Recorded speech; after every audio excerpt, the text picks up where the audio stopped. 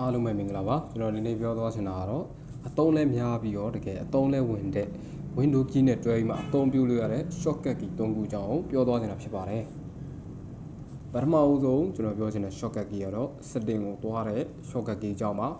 ပုံမှန်ဆိုရင်ကျွန်တော်တို့က setting ကိုသွားမယ်ဆိုရင်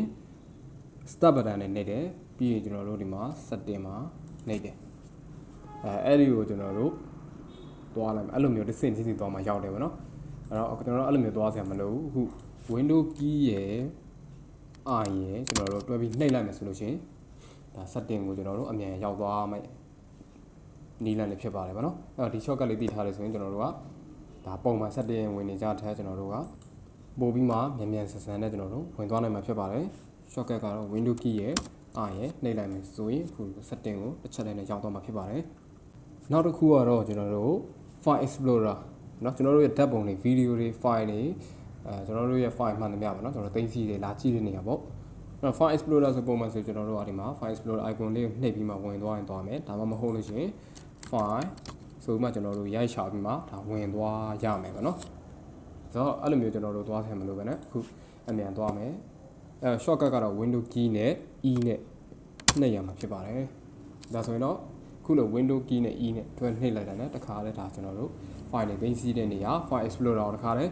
တိုင်းမှာမြန်မြန်ဆန်ဆန်ရောက်တော့မှာဖြစ်ပါတယ်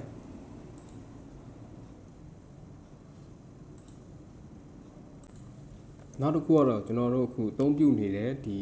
software တွေ program တွေကိုပေါ့နော်ကျွန်တော်တို့ကဒီခြုံထားပြီးမှကျွန်တော်တို့ဒီ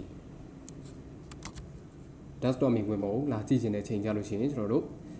တစ်ခုချင်းစီလိုက်မှကျွန်တော်ခြုံကြည့်ရပါတော့အခုဒီလိုနှစ်ခုဖွင့်ထားတယ်ဆိုရင်ကျွန်တော်တို့ကတစ်ခုချင်းစီကို minimize လုပ်နှစ်ခုဖွင့်တဲ့နှစ်ခါကျွန်တော်တို့ minimize လုပ်ပြီးမှကြည့်ရတယ်ဆိုတော့အဲ့လိုမျိုးကျွန်တော်တို့เนาะဒါဖွင့်ထားအများတယ်လို့ကျွန်တော်တို့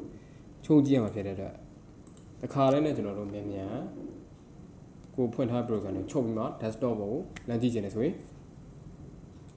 နဲ့ရမယ့် shortcut ကတော့ Windows key နဲ့ D နဲ့ဖြစ်ပါတယ် Windows key နဲ့ D ဖြစ်ပါတယ်နှိပ်လိုက်တာနဲ့ကျွန်တော်တို့ desktop ကိုရောက်သွားမှာပါเนาะပြန်ပြီးမှကျွန်တော်တို့ဖွင့်ထားတဲ့ program တွေပြန်ခေါ်ခြင်းနဲ့ Windows key နဲ့ D နဲ့ပဲပြန်နှိပ်လိုက်ရင်ဒါရပါတယ်အခုပြောသွားတဲ့ဟာကတော့ကျွန်တော်တို့ဒီအသုံးနဲ့များပြီးမှတကယ်လည်းအသုံးဝင်တဲ့ Windows key နဲ့ကျွန်တော်တို့တွဲပြီးမှသုံးလို့ရတဲ့ shortcut key ၃ခုအကြောင်းကိုပြောသွားတာဖြစ်ပါတယ်အားလုံးတော့အသုံးဝင်မယ်လို့ပြောနေပါတယ်အားလုံးပဲကျေးဇူးတင်ပါတယ်ခင်ဗျာ